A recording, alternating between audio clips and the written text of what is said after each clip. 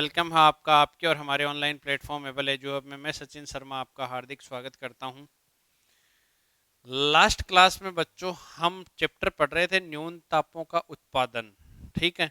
अब न्यून तापों के उत्पादन में हमने बहुत सारी विधियां देखी थी, जैसे वाष्पन द्वारा शीतलन पढ़ा था, मिश्रण विधि द्वारा शीतलन पढ़ा था। अब हम अगले शीतलन का मेथड पढ़ने जा रहे हैं, थर्ड मेथड। थर्ड मेथड का नाम है हमारे, कौन सा नाम है पता है क्या किसी को? सुनो, थर्ड मेथड है जूल थॉमसन प्रसार द्वारा शीतलन। क्या है? जूल थॉमसन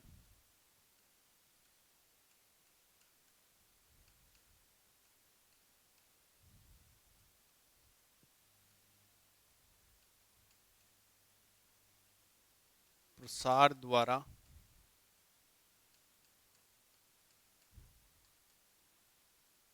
शीतलन।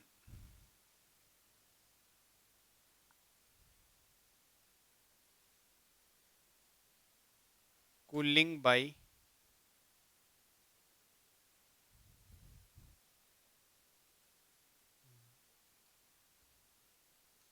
Joule Thomson expansion.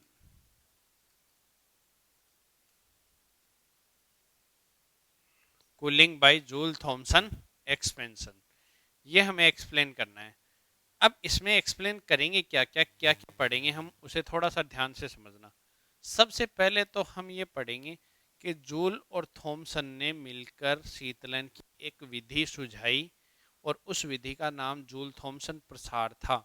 उस किसी चीज को प्रसारित करके उन्होंने शीतलन किया होगा। अब भी देखेंगे क्या क्या प्रसार किया होगा उन्होंने।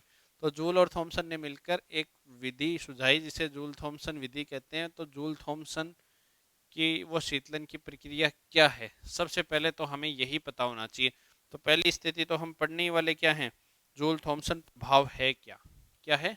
जूल थॉमसन प्रभाव।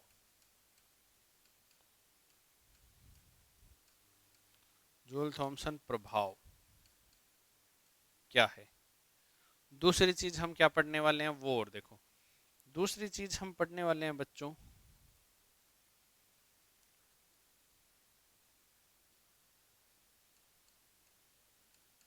जूल थॉमसन का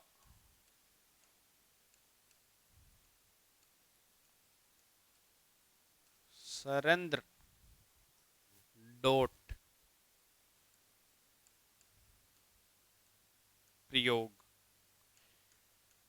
पहला तो क्या है, जूल थॉमसन इफेक्ट है। और एक पोरस डॉट एक्सपेरिमेंट किया था इन्होंने, किन्होंने? जूल थॉमसन ने सरेंद्र डॉट प्रयोग किया था। तीसरी स्थिति क्या है, सरेंद्र डॉट का सिद्धांत, थ्योरी ऑफ पोरस डॉट या पोरस प्लग। सरेंद्र डॉट का सिद्धांत किस सिद्धांत पे ये काम करता है ये पता होना चाहिए, और कैसे काम करता है। चौथा क्या है, जूल थॉमसन प्रभाव, जूल थॉमसन प्रभाव का सरेंद्र डॉट प्रयोग, सरेंद्र डॉट का सिद्धांत। चौथा, चौथे में थोड़ा सा ध्यान से समझने की कोशिश करना, थोड़ा सा एक्सप्लेन में कर रहा हूँ, किस तरीके से कर रहा हूँ वो देखो। इसमें इन्होंने एक चीज बताई है कि जूल थॉमसन गुणांक निकलेगा एक। क्या निकलेगा? जूल थॉमसन गुणांक, जूल थॉमसन कोफिशिएंट कैलकुलेट किया जाएगा। उस जूल थॉमसन कोफिशिएंट को हम लिखेंगे म्यू एच से। किससे लिखेंगे? म्यू एच से। Mu H. इसके बाद ये जो जूल थॉमसन गुणांक म्यू एच निकला है, इस म्यू एच की कैलकुलेशन की जाएगी दो गैसों के लिए। एक तो आइडियल गैस के लिए और एक वंडरवॉल गैस के लिए। इन दोनों के लिए इसकी वैल्यू कैलकुलेट की जाएगी। इतनी चीजें हमें इस टॉपिक में पूछता है एग्जाम में। ठीक है। इनमें से कोई सी भी चीज पूछ सकता है वो आपसे, कोई सी भी। इसमें कुछ नहीं कहा जा सकता है कौन सी पूछेगा। लेकिन ये मान के चलना इस टॉपिक से क्वेश्चन एग्जाम में 100%, 100% आएगा इस टॉपिक से। और इस टॉपिक के ये सब टॉपिक हैं, ठीक है। अब इनमें से कोई सा भी क्वेश्चन पूछ सकता है। वो कह दे कि जूल थॉमसन प्रभाव क्या है, इसके सरेंद्र डॉट प्रयोग को समझाइए, ये कह सकता है क्वेश्चन। ये कह सकता है वो कि जूल थॉमसन प्रभाव क्या है, सरेंद्र डॉट प्रयोग के सिद्धांत को समझाइए। या ये कह सकता है जूल थॉमसन प्रभाव क्या है, जूल थॉमसन गुणांक का मान ज्ञात कीजिए। या ये कह सकता है जूल थॉमसन प्रभाव क्या है, सरेंद्र डॉट प्रयोग के सिद्धांत की सहायता से जूल थॉमसन गुणांक आदर्श गैसों के लिए या फिर वास्तविक गैसों के लिए ज्ञात कीजिए। कुछ भी क्वेश्चन पूछे जा सकते हैं, लेकिन क्वेश्चन पूछेगा जूल थॉमसन का डेफिनेटली। 100% क्वेश्चन पूछेगा एग्जाम में, इसमें कोई किंतु परंतु नहीं है। ये आपको नोटिस में होना चाहिए बहुत अच्छे से, ठीक है। अब एक चीज सुनिए। सबसे पहले हम बात करते हैं किसकी, जूल थॉमसन प्रभाव की। जूल थॉमसन प्रभाव की बात करने से पहले देखो हम एक बात और कर लेते हैं। क्या बात करेंगे, देखो थोड़ा सा एक बात कर लेते हैं। वो बात हम ये करने जा रहे हैं, देखते जाओ तुम क्या क्या करेंगे हम अभी। तो सबसे पहला टॉपिक क्या था, देखो पहला टॉपिक था जूल थॉमसन प्रभाव क्या है। तो उस प्रभाव के बारे में बात कर लेते हैं हम सबसे पहले। तो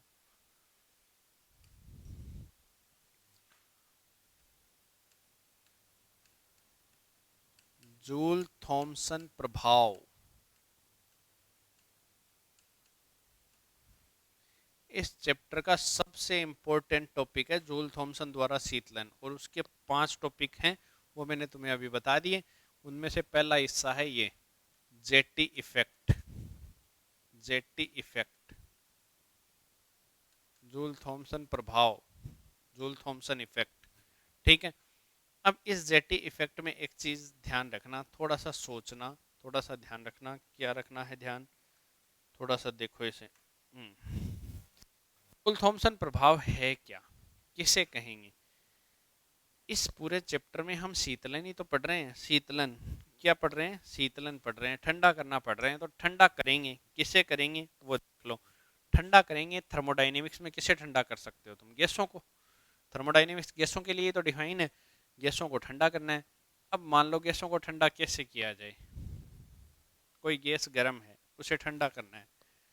अब ठंडा करने का एक तरीका तो हमने देखा था मिश्रण विधि द्वारा शीतलन, दूसरा हमने वाष्पन द्वारा शीतलन, तीसरा है जूल थॉमसन द्वारा शीतलन। तो जूल थॉमसन ने क्या किया, जूल थॉमसन ने गैस को प्रसारित किया, प्रसार करने की कोशिश की। और उस प्रसार के आधार पे क्या किया, गैसों को ठंडा करना शुरू किया। जब गैसों को एक तरफ से प्रसारित करके दूसरी तरफ भेज दिया जाता है, तो गैसों का प्रसार होने के कारण, गैसों का प्रसार होने के कारण गैसें प्रसारित हो गई।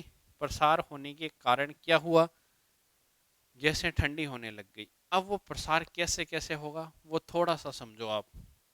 हम ये कहेंगे जूल व थॉमसन ने किसी पदार्थ को ठंडा करने के लिए, जूल और थॉमसन ने किसी पदार्थ को, किसी मैटर को, किसी पदार्थ या मैटर को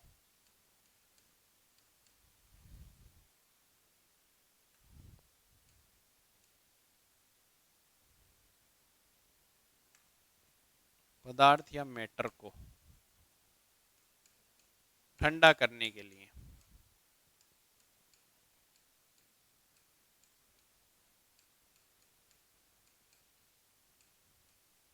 ठंडा करने के लिए जूल थॉमसन प्रभाव में जूल थॉमसन ने किसी पदार्थ को ठंडा करने के लिए क्या किया, ठंडा करने के लिए बताइए जरा।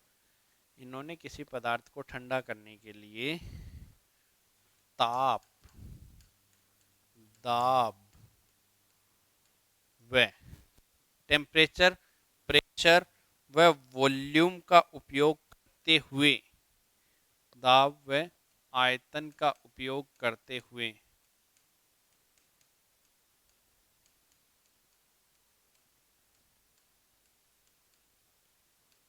क्या किया भाई इन्होंने, इन्होंने क्या किया कि किसी भी पदार्थ को ठंडा करने के लिए ताप, दाब व आयतन का उपयोग करते हुए किसी गैस को एक दिशा से दूसरी दिशा में प्रवाहित किया। किसी गैस को, किसी गैस को एक डायरेक्शन से दूसरी डायरेक्शन में प्रसारित किया, एक्सपेंशन किया।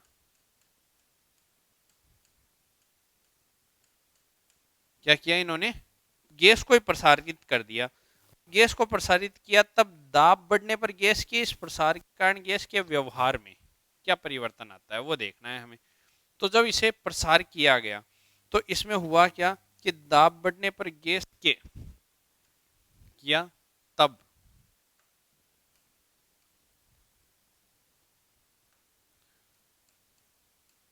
तब दाब बढ़ने पर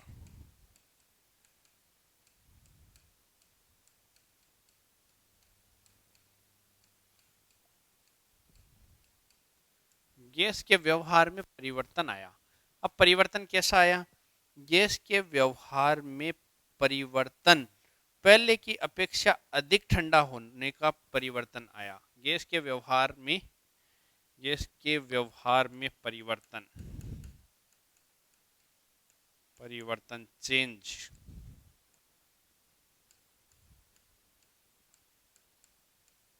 पहले की अपेक्षा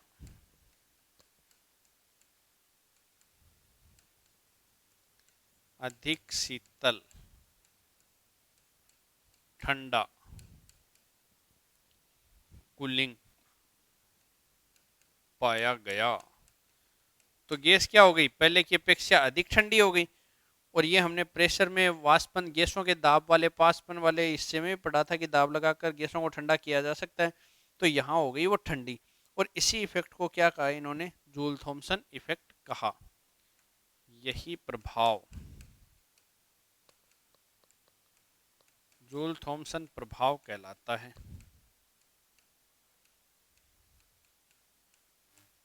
यही प्रभाव क्या कहलाता है, जूल थॉमसन प्रभाव कहलाता है।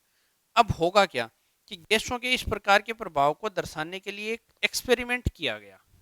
गैसों के इस प्रकार के इफेक्ट को दर्शाने के लिए एक एक्सपेरिमेंट हुआ। क्या कहते हैं उस एक्सपेरिमेंट को, गैसों के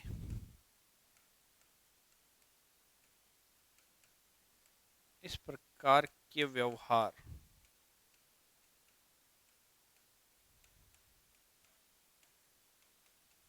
को दर्शाने के लिए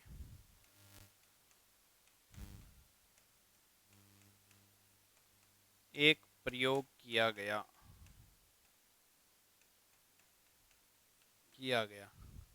एक प्रयोग किया गया। और उस प्रयोग को क्या कहा गया, उस एक्सपेरिमेंट को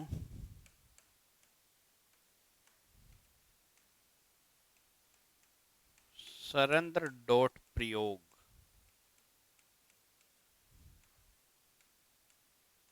कहा गया। अब क्या है ये सरेंद्र डॉट प्रयोग, उस पर चलते हैं। तो थोड़ा सा इससे पहले दोबारा ध्यान देखो, जूल थॉमसन प्रभाव क्या है, क्या है वो प्रभाव कि किसी गैस को ठंडा करना है। तो गैस ठंडी कैसे होगी, मान लो गैस यहाँ है, इधर है, इस गैस को धक्का दे दिया, दाब लगा दिया, टेम्परेचर था ही, प्रेशर लगा दिया। प्रेशर लगाओगे तो गैस आगे बढ़ेगी, फैलेगी, आयतन बढ़ जाएगा। आयतन के बढ़ने पर, दाब लगने पर, दोनों के कारण गैस के ताप में क्या आ जाती है, कमी आ जाती है। जैसे जैसे प्रसारित होती जाएगी वो गैस ठंडी होती जाएगी। गैस ठंडी जैसे जैसे होती जाएगी, जूल थॉमसन इफेक्ट अपने एक्चुअल रूप में आता जाएगा, क्योंकि उसे ठंडा ही तो करना था। तो जूल थॉमसन ने किसी पदार्थ को ठंडा करने के लिए ताप, दाब व आयतन का उपयोग करते हुए किसी गैस को एक डायरेक्शन से दूसरी डायरेक्शन में क्या किया, एक्सपेंड कर दिया। तो दाब बढ़ने पर गैस परिवर्तन पहले की अपेक्षा अधिक शीतल हो गया। और यही प्रभाव क्या कहलाया, जूल थॉमसन प्रभाव कहलाया। इस प्रभाव को समझाने के लिए इन्होंने एक एक्सपेरिमेंट किया जिसे सरेंद्र डॉट प्रयोग कहते हैं, पोरस प्लग एक्सपेरिमेंट। अब वो पोरस प्लग एक्सपेरिमेंट हम कर लेते हैं यहाँ। ये है वो पोरस प्लग एक्सपेरिमेंट।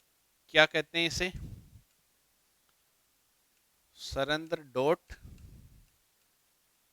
प्रयोग, पोरस प्लग एक्सपेरिमेंट, क्या कहेंगे, पोरस प्लग एक्सपेरिमेंट, सरेंद्र डॉट प्रयोग।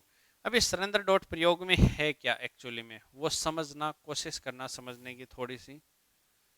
इस एक्सपेरिमेंट में क्या होता है कि ये एक सी, इस सी को मैं यहां कह रहा हूं संपीड़क,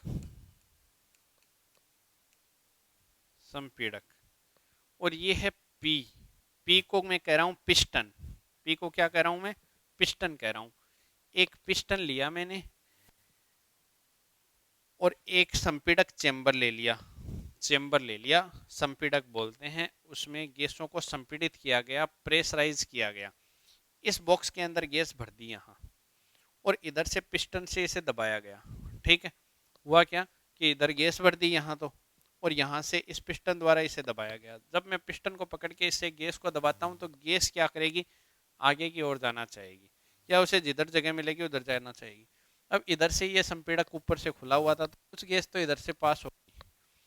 अब मैंने प्रेशर से किया उसे, तो वो सीधे की सीधे आगे जाने की कोशिश कर रही है। आगे उसके पास एक जगह है, एक सर्पिलाकार नली बनी हुई है, उस सर्पिलाकार नली को हमने नाम दिया है एस। क्या नाम दिया है, एस नाम दिया है। और वो सर्पिलाकार नली इस संपीड़क से जुड़ी हुई है। ठीक है, और उस नली का दूसरा सिरा किसी चैम्बर से जुड़ा हुआ है या किसी दूसरी नली से जुड़ा हुआ है, और उस नली का नाम है ए, स्मॉल ए, स्मॉल ए नाम है उस नली का। इस नली का, सर्पिलाकार नली का, स्पाइरल नली का नाम है एस, इस ट्यूब का नाम है ए। ठीक है, अब इस ट्यूब, और ये दोनों ट्यूब क्या है, किसी एक पात्र के अंदर रखी हुई है, और उस पात्र के अंदर क्या भरा हुआ है, शीतल जल, कूल वाटर भरा हुआ है, ठंडा पानी भरा हुआ है, कूलिंग वाटर भरा हुआ है। अब होगा क्या, इधर से मैंने गैस को संपीड़ित कर दिया, गैस को संपीड़ित किया। उससे पहले एक चीज और सुन लो। अब ये जो ए नली है, ए नली को यहाँ कॉर्क लगा दिया, एक तो कॉर्क बी, एक कॉर्क यहाँ बी, इस दोनों तरफ नीचे कॉर्क लगा दिया ताकि गैस बाहर ना निकल सके इधर से। और यहाँ क्या कर दिए, यहाँ इस कॉर्क के ठीक बीचों बीच, इस नली के बीचों बीच एक सरेंद्र डॉट का एक पोरस लगा दिया। पोरस मतलब जिसमें छिद्र हो, बीच बीच में जगह हो क्रॉस करने की। तो यहाँ इसमें एक पोरस लगा दिया जिसे मैंने नाम दिया है एन। ठीक है, अब क्या करेंगे, इस पोरस से एक थोड़ा सा पहले एक थर्मामीटर लगा दिया मैंने T1, और पोरस के जस्ट बाद भी एक थर्मामीटर लगा दिया T2। तो पोरस में जाने से पहले, सरेंद्र डॉट में जाने से पहले गैस का टेम्परेचर कैलकुलेट कर लेगा ये, और सरेंद्र डॉट से निकलने के बाद टेम्परेचर कैलकुलेट कर लेगा ये। तो जब इनके टेम्परेचर कैलकुलेट करेंगे हम, अगर इनके टेम्परेचर में पहले गर्म था फिर ठंडा हो जाए, तब तो हम ये कह देंगे शीतल हो गया, कूलिंग इफेक्ट हो गया जूल थॉमसन के द्वारा, अदरवाइज नहीं हुआ। तो हम यही करना चाहते हैं, और यहाँ से एक एम नली निकाल दी जो अव्यवहारिक गैसों को बाहर की ओर निकालती जाएगी। अब देखो क्या करते हैं, यहाँ एक गैस भरी हुई है, यहाँ भरी हुई है गैस,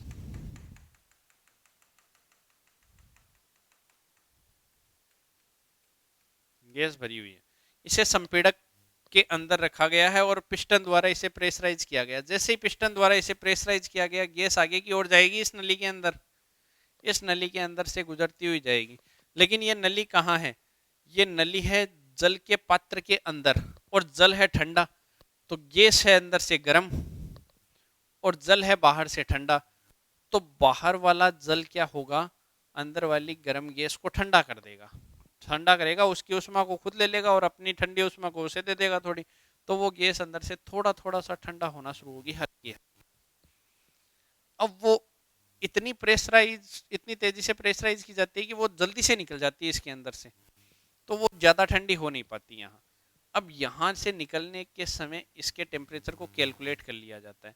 तो जो ठंडी हो गई वो तो वाष्प बनकर बाहर निकल जाएगी इस एम के द्वारा।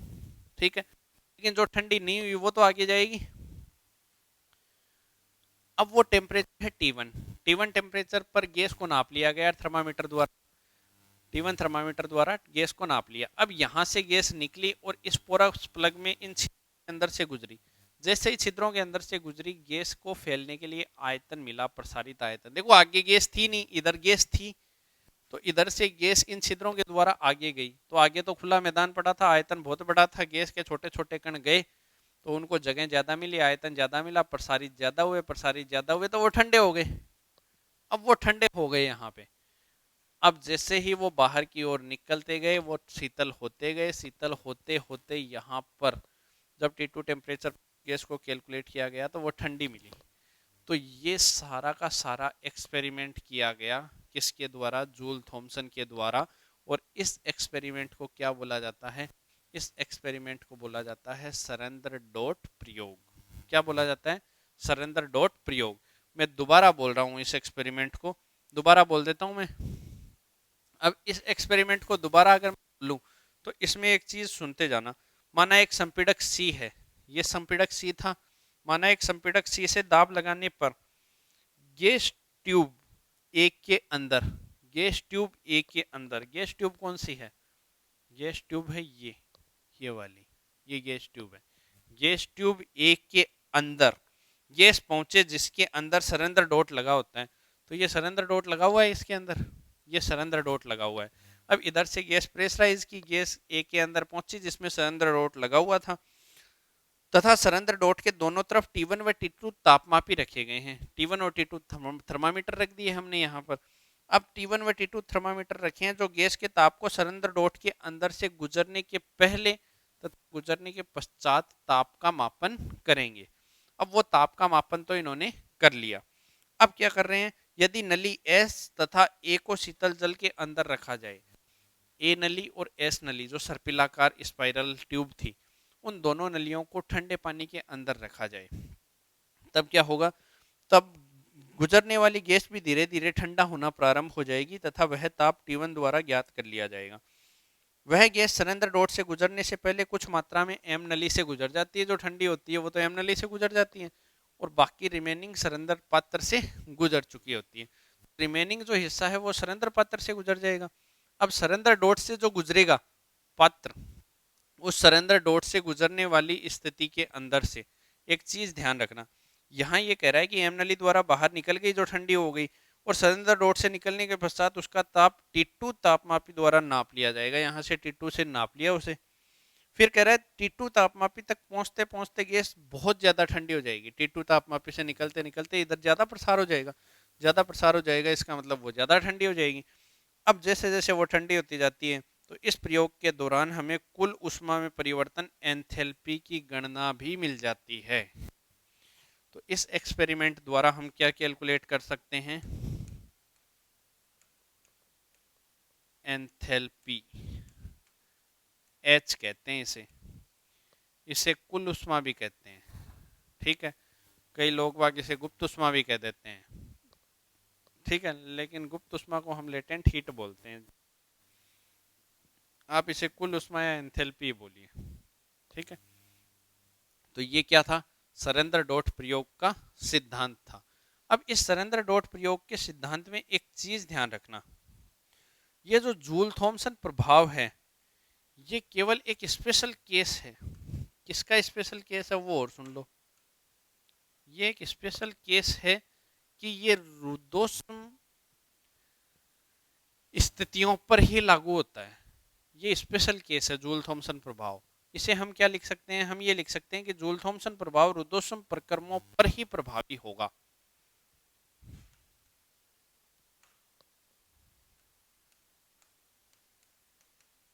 जूल थॉमसन प्रभाव